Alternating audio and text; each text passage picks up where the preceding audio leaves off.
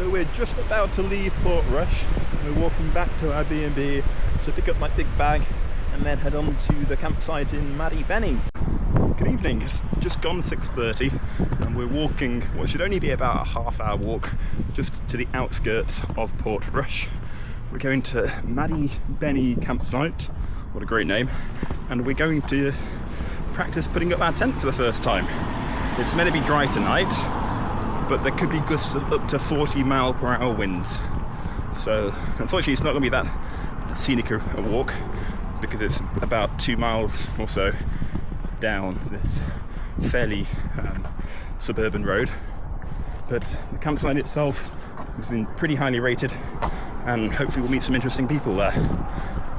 If I just lift the camera up there, you can see just the last of antique house bed and breakfast where I stayed the last 2 nights. And wonderful place to stay.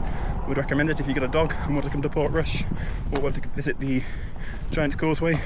It's only about 15 or 20 minutes drive by car. Or by foot, maybe 6 hours walk. Yep, so whilst I'm on this journey, I thought I'd take some time to do a few shout outs for my favourite dog friendly places in Portrush. This very afternoon I was staying in the Safehouse, which is a converted bank, and they do wonderful cocktails and pizzas, superbly dog friendly, and they were very kind to offer me a free pizza because of the walk I'm doing for charity, raising funds of course for motor neuron disease. And there I met a lovely Irish lady who had a gorgeous dog. He was a Yorkshire Terrier and he only weighed 3.5 kilograms, and she was just sitting with him on her lap the entire time. And he was 13, but looked very young, and Tess had a lovely time playing with him. And then this morning I was actually working from the Indigo Cafe. Again, great Wi-Fi, great food, very friendly staff, very amenable. They gave Tess a biscuit and some dog water, and we stayed there for 2 or 3 hours. And a nice kind of gentle bustle of activity, not too loud, not too quiet. So another great place to drop by if you've got a dog. And last night I spent the early evening in a bar called Shanty. Now it's right at the far end of Portrush near Ramore Head, and it's a bar that lets dogs in outside, but they weren't actually serving food outside. So I just had a nice pint with great views of the Skerries, the rock formations, just off the coast. A really good location, perhaps not so friendly or attentive. I was kind of like the only one sitting outside because the weather was turning, but great for a quick drink if you want some good views and are on that side of Portrush.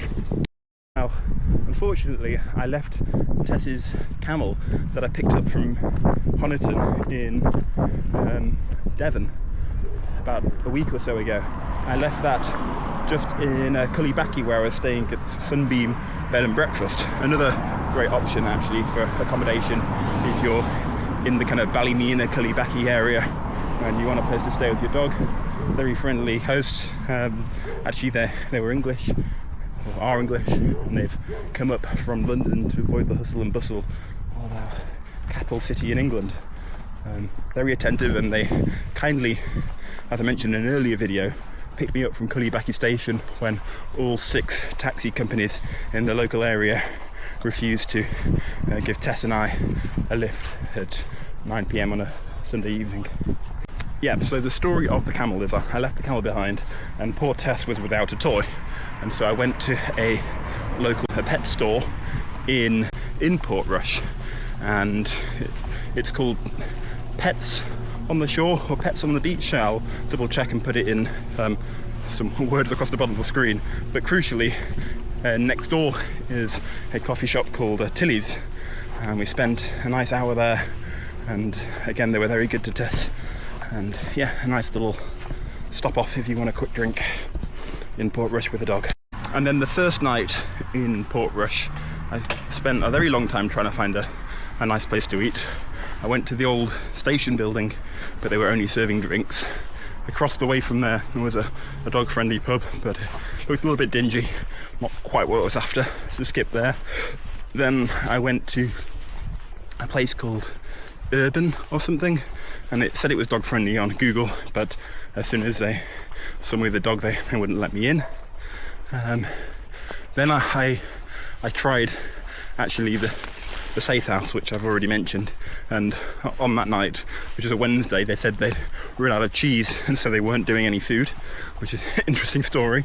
That's what they said.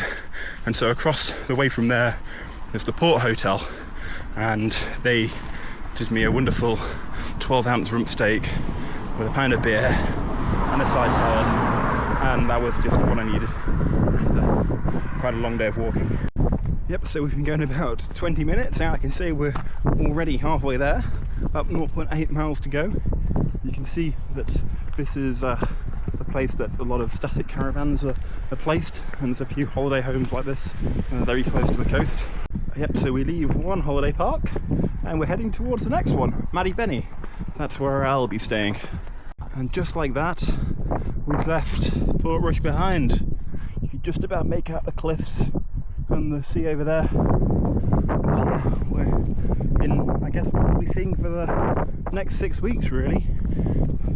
Just beautiful green farmland.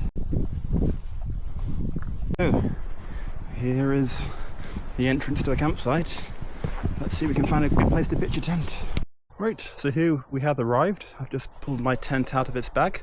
You can see it's got the red tape around it, and we're going to be camping here, and then amongst the trees. We're quite close to the bathroom, and also to the bins, and also to the place where we fill up our water bottles. So yeah, we've got a bit of shelter under the trees, and it should be a bit of the windbreak. So this is a tent where you have to put the outer up first, and then once it's up, you put the inner inside. And there are 3 poles, but they're all the same length. And Tessa's got something to say about it. Am I doing it right, Tessie? Good girl. Yep, so there we go. The outer's up in about 5 minutes. Not too bad at all. Now for the inner. So I've just put up my tent, and this is a very lovely campsite because I've actually got lovely little peahens and peacocks kind of wandering around. Tessa's on her lead, and I don't think she's quite spotted that we've got these lovely little birds all kind of watching us. They seem to be very tame. I'm not sure that they want me to come up and talk to it, but I'm within a couple of metres of it, and it seems very interested. Hello there. Hello, little fella.